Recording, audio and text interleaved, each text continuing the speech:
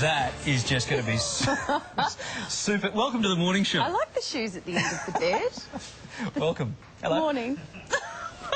Go on. We're going to make television here. We can't just sit here and look silly. Most couples encounter various bedroom battles, but sex... Usually in my bedroom the camera's a little bit further. Well, and I'm worried because you've got your hands under it too. They're cold.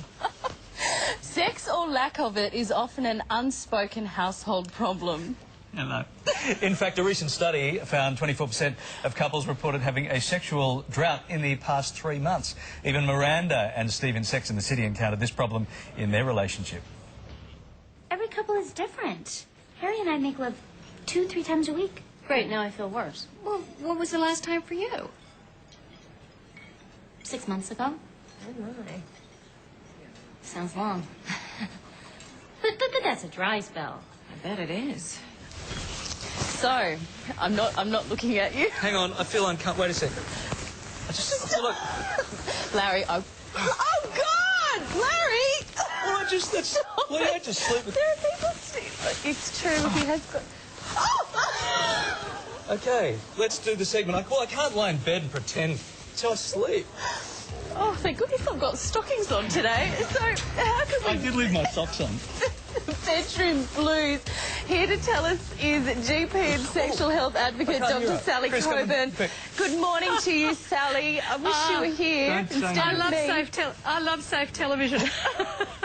I'm actually sweating. This dinner is quite hot. Something's hot. Hey, Sal. Now, Sally, how common is it for couples to stop having sex? Look, I think that that segment from Sex and the City really gave it to us, that we don't know that the trouble is people talk about all sorts of things, but often you'll say that obviously everyone's going to have a period in their life where they're not going to have sex. The trouble is whether you want that or not. Sal, you'll never believe what I've just found under here, a microphone. How can we determine whether it's just like a phase or... Don't look at me like that. Like a real problem like I'm sensing now.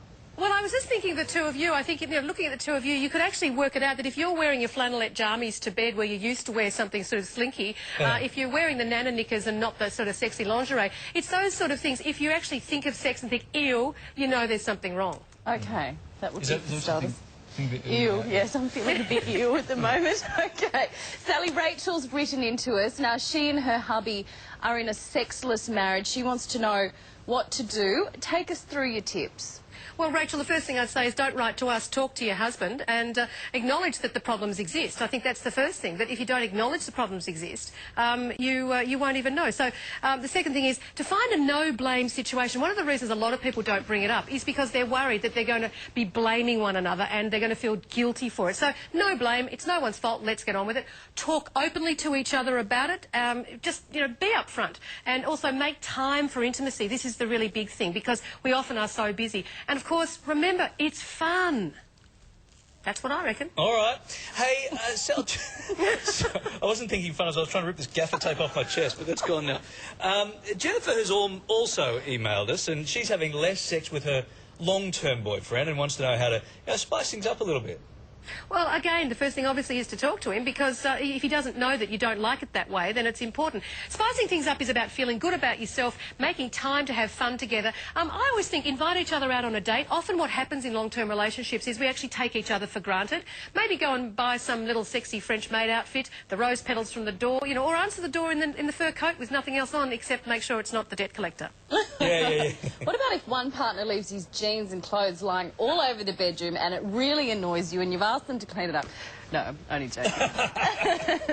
Indeed. Now, finally, Sally, Rita has also written into us. Now, she's either too busy or too tired to have sex with her husband. She wants to know how to make time for intimacy. Well, I think this is just it. You have to make the time. And often it's very difficult when you've got young kids, so this is where grandparents come in or the babysitter, if you can. A bit of Vaseline on the doorknob does help to stop them, to keep them out, but it doesn't always work. I really think it is difficult. Maybe the other thing is to say to each other, look, we are going to have a bit of a drought for a while, and then we can have the spring rains. Okay. Love it. Hey, Larry, I have to ask you something, Larry. Yes. I need to know, at the end of that bed, I want you to show me your socks.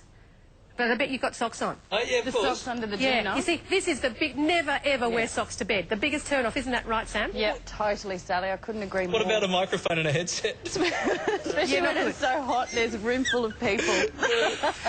Sal, thank you very much for your time. It's been just You're another welcome. wonderful, wonderful segment. Yeah. And thank you, Larry. Thank you, Larry. Thanks, Sally. Talk to you soon. Sam. And also a very big thank you to IKEA for helping us out Oh, with this this is an great IKEA bed. bed. Yes. It's comfy, isn't I it? just found the Allen key in the most uncomfortable position. I'm not Wondering surprised. what that was. Ahead for you on the show. Why a young wife could be the secret to a long life. But now it's time for Glenn. He's found a quicker way to cook.